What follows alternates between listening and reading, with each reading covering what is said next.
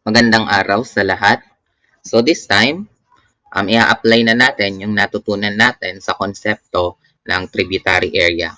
So magko-conduct tayo ng basic structural analysis and kung paano nadidistribute ang loads. So may dalawa kong examples na prepare dito and I hope maintindihan nyo kung paano ko siya isosolve ngayon. So sige, simulan na natin class yung ating lecture proper. So distribution of loads tayo. So the slab carries a service load of 5 kilopascal. Perform a basic structural analysis of the system. So ang slab na tinutukoy dito, itong A, E, J, F. So malaking slab siya. Tapos may mga vertical tayo, mga beams daw to. So beam AF, beam BG, beam CH, beam DI, and beam AJ. So ayan yung mga beams natin. And dito daw, may mahabang girder AE. So, yung ano na yan, horizontal is girder AE. So, sa previous videos naman class, I assume na discuss na rin or na-gets nyo na yung ating konsepto ng slab, beam, girder, column system. No? So, yun. On the other hand, another beam dito, beam FJ. So, yun magagawa daw tayo ng basic structural analysis considering na 5 kilopascal yung dinadala ng slab na to. So, para hindi kayo mahirapan, nag-prepare ako ng 3-dimensional model nun. So, yun kasi, normally sa mga problems class, 2-dimensional naman talaga ang makikita nyo. Pero ngayon, ito yung 3-dimensional model niya class. 5 meter ito, 8 meter siya. So, yung slab is 5 by 8. So, ibig sabihin, since nahati ito sa 4, so, malamang 4 at 2 meters siya. So, tig 2 meters. So, technically, ang assumption mo dyan, 5 meters ito, 2 meter, each slab is considered class as a one-way slab. Diba? So, 5 meter, 2 meter. So, again, one-way slab yan. So, yun. Ito yung main slab. Tapos, ito yung 4 na beam na kinonsider natin kanina. So, kung mapapansin nyo, ayan siya. So, yun. Wait lang, no? Parang mali yung location niya. Move lang natin. O, sige. Okay, so sinenter ko lang. So, ayan. Then, yun nga, yung mahabang beam, o nandito yung dalawang girder, kung mapapansin nyo sa 3-dimensional modeling, nandito siya. And lastly, yung 4 na poste. So, kapag nag-top view tayo, ang makikita nyo is ito. Yung mismong nasa drawing natin. So, yun. So, ang ginawa ko, katulad nung pagka-present ko kanina, dinisassemble ko na. So, syempre, from slab, ang magre-receive ng load is 5 beams dito sa baba. Tapos, yung beams natin magta-transmit ng load dito sa girder natin. Tapos, yung girder natin magta-transmit ng load dito sa 4 na poste. So, wag na nating intindihin yung sa foundation kasi nasa geotechnical engineering part naman na yun. So, sige, simulan ko na yung computation ko, class. No? Ang gawin ko is i-copy ko muna to. Wait lang class. May na-paste. Ayun. So, Control X.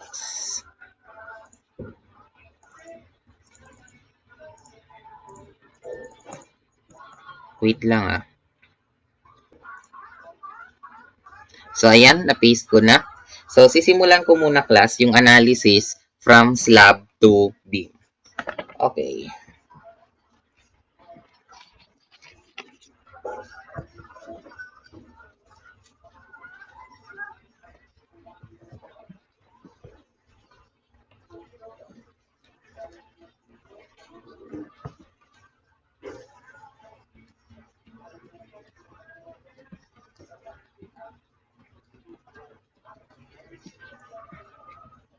So, i-copy ko muna itong figure natin, class.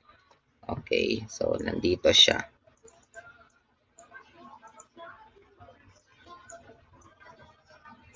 So, kung mapapansin nyo, ang kada slab ay 2 meter. So, halimbawa, yung ABGF, 2 meters to by 5 meter. So, common sense naman, class, di ba? 5 divided by 2 or length divided by width is 2.5. So therefore, 2.5 is greater than 2. So this is a one-way slab. So ang gagawin lang natin is hahatiin lang natin siya class literally sa gitna. Ulitin ko, hatiin lang natin siya literally sa gitna. So ayan. So this will be the tributary area. Ang mangyayari, no, 1 meter ito, automatic 1 meter na to kasi kalahati ng 2 meter. So on the other hand, dito class 1 meter dito, of course 1 meter din dito sa kabila. So ang mangyayari 2 meters dito. Tapos 2 meters din dito. Then lastly 2 meters. So syempre, i-consider natin na nandito yung ating slab. So 1 meter na lang to. Okay. So sorry. Next tayo, after mong hatiin yan, so alam niyo naman na ang konsepto ng tributary area. So ayan yung magre-receive, beam AF. Okay. Tapos dito naman for beam BG, diba ito yung beam BG class, ang tributary area niya is nandito. So yan yung sasaluhin ni beam BG. So ganun lang. Tapusin ko lang to.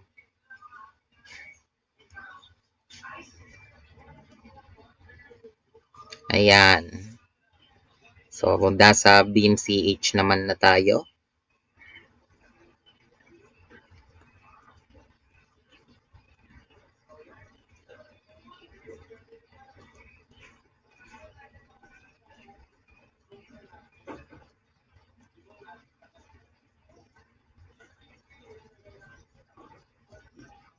So, beam DI naman na ginagawan ko ng analysis. So, basta ganyan lang yan.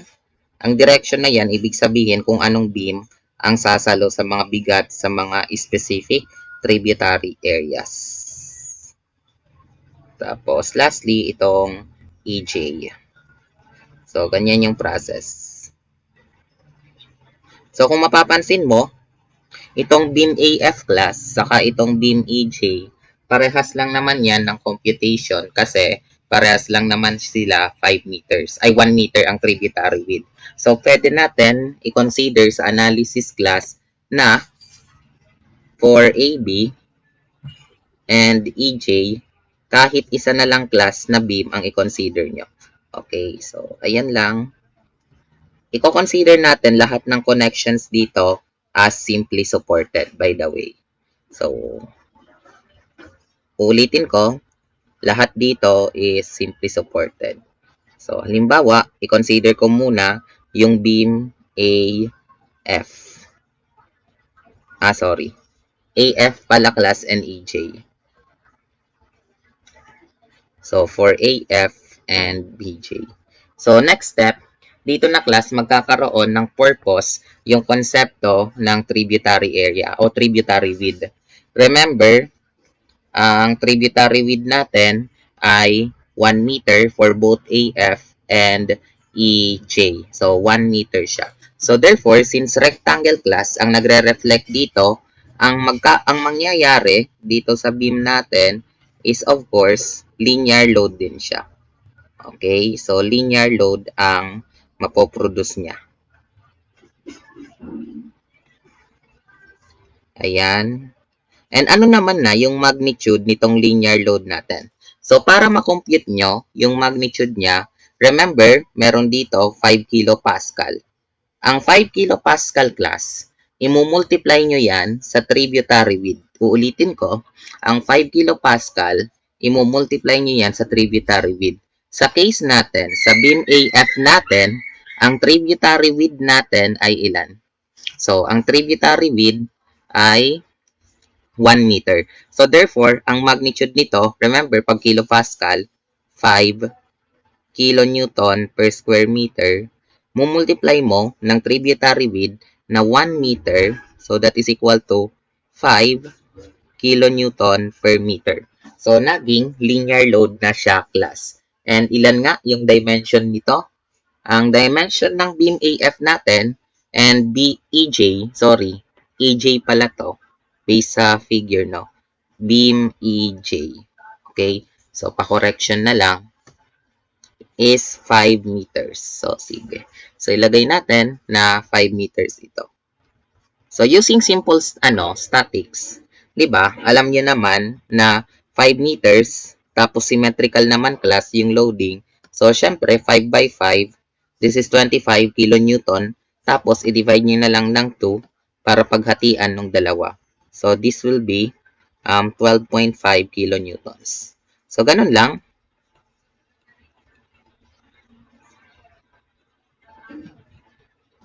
Okay. So, therefore, ang gagawin niya, yung reaction sa A, magiging 12.5 kilonewton. Yung reaction sa F, magiging 12.5 kilonewton. Kung sa SketchUp, dito sa drawing natin, kasi, di ba, ito yung beam AF natin, tapos ito yung beam FG. So, tig 12.5 na ang reaction dyan. Okay? So, later, explain ko pa siya kung paano yung magiging distribution niya.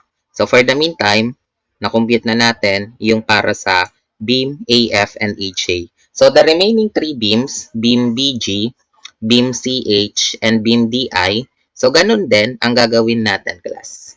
So, for BG, CH, and DI, so drawing ulit tayo. Always assume the beam as simply supported kasi ang ginagawa lang naman natin dito is a basic structural analysis. Okay? So, drawing ulit natin. Linear load ulit to, class. Ayan.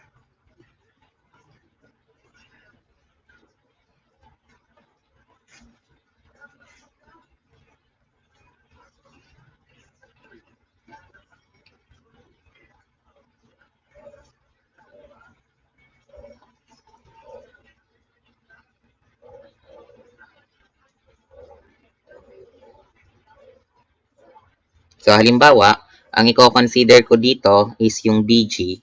So, ito yung beam, B, and ito yung G. And dito naman, class, 5 meters siya.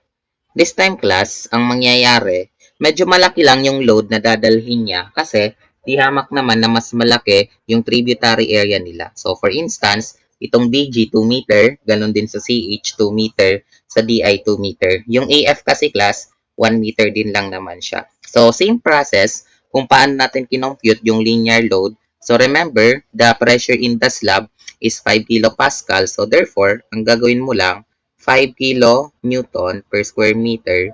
But this time, imbis na 1 meter, kanina 1 meter lang talaga, yung tributary width, ngayon class, 2 metro na. So, 2 meters. So, magiging 10 kilonewton per meter. And, syempre, computein natin yung magiging reaction niya, class. Symmetrical lang naman, so more on, i-multiply mo lang yan ng 5, tapos i-divide natin ng 2. Kasi dalawang reaction. So, therefore, each magre-react ng 25 kilonewton. On the other hand, 25 kilonewton. So, ayan. Natapos na natin yung basic analysis sa lahat ng beam. Okay, so slab to beam muna to. Next tayo, na i-consider natin, class, ay beam to girder. Beam to girder naman na tayo. Okay, so next sa beam to girder system, i-consider natin parehas due to the property of load. Madali lang naman kasi, class, yung analysis nito dahil basic lang naman yung structure natin. So, beam to girder, ang girder natin ay AE saka FJ. Sige. AE and FJ. So, sige, sketch natin.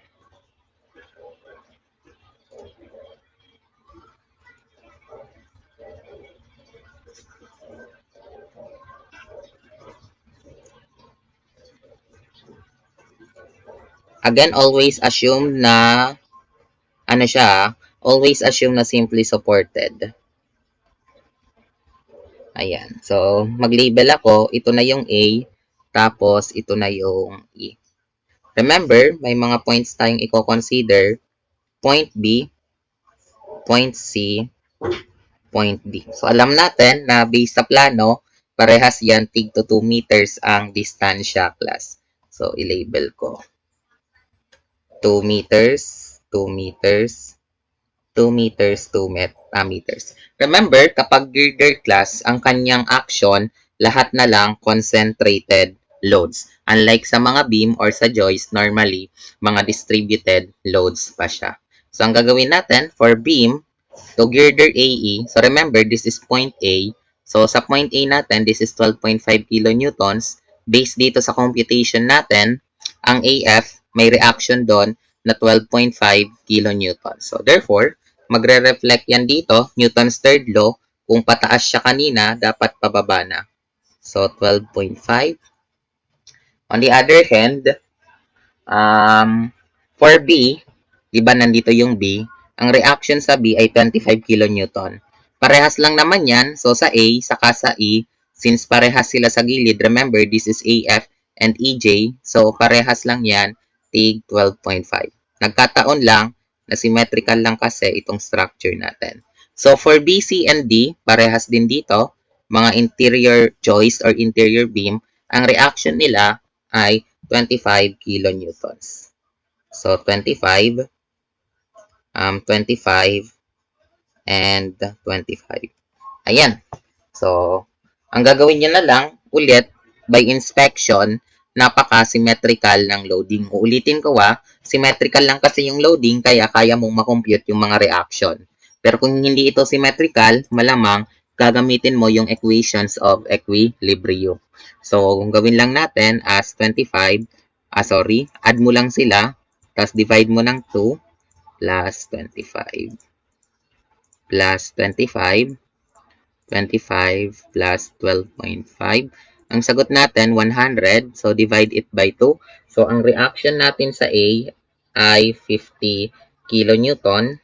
So, as, ganun din dapat ang reaction natin sa E, 50 kilonewton. So, ayan.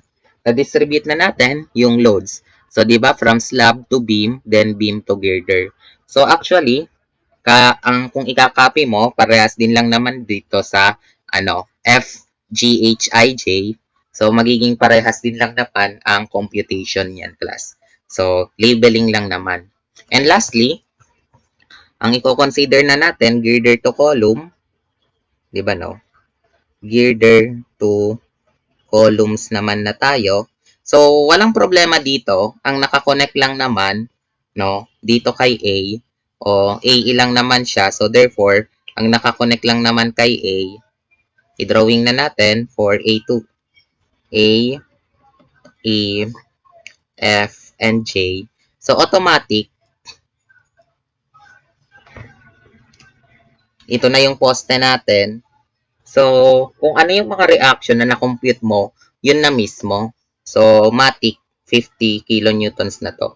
Wala na dyan debate. So, from girder, ito na kasi yung magiging transfer, papunta na siya sa poste. So, 50 kilonewtons na yan. So, ganun lang yung process natin, class. So, tapos na tayo ng basic structural analysis. So, pag in-illustrate ko siya dito sa ating sketch app, sige. Mag-screenshot lang muna ako.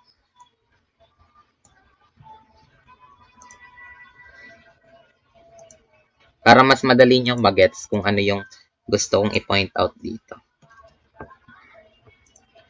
So, i-reflect natin siya. Sa ngayon kasi, mas magandang may 3D. Pero, hindi naman kayo required mag-drawing ng 3-dimensional kasi mahirap. So, ito.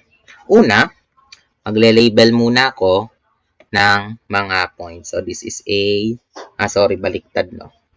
Ito yung A. So, lakihan lang natin, no?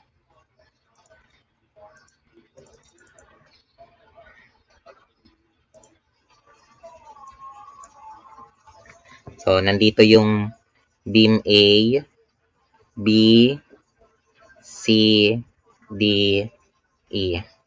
Tapos, F. Tama ba? Yes, tama. And G, H, I, J. Ayan, class. So, ngayon, ang mangyayari, doon sa initial na design natin yung AF saka yung EJ ay tig 5 kilonewtons lang naman. 5 kilonewton per meter. So, magre-reflect yan dito sa drawing natin. So, ganito siya. So, this is the load transfer mechanism. 5 kilonewton per meter. Ganon din dito sa EJ. So, this is 5 kilonewton per meter. Yung BG, CH, and DI, as I explained earlier, 10 kilonewton siya. So, by the way, baka di nakakalagay. I-ano ko muna, no? Ilagay ko muna pala yung distribution dito.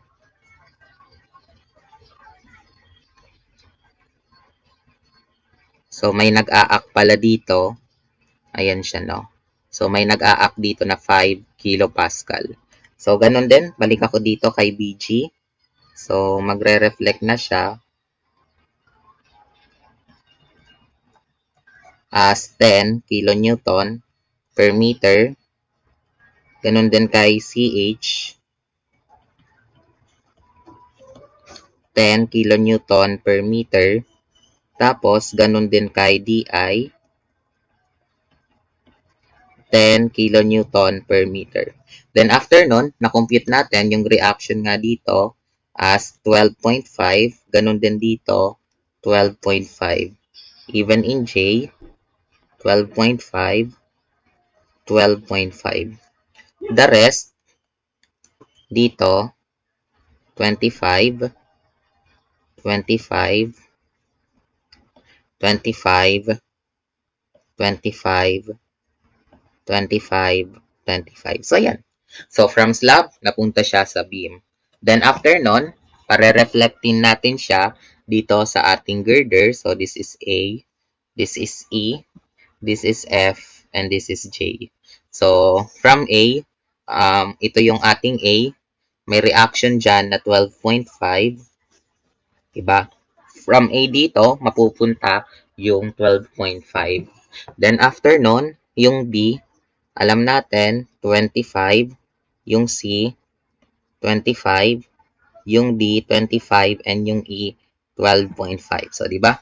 Yun, no? Magre-reflect siya dito. 12.5, 25, 25, 25, and 12.5. Ayan. So, next.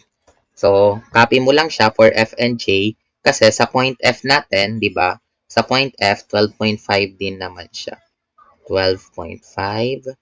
Ganun din, copy mo lang, 25, 25, 25, 12.5. And based sa computation natin, kanina, ang reaction nga for A, E, F, and J ay 50. So, dun, lagay natin siya, 50. Dito rin sa E, 50. Dito sa F, 50.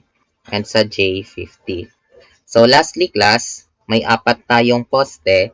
So, remember, based sa drawing natin, ito yung A, ito yung E, ito yung F, and ito yung J.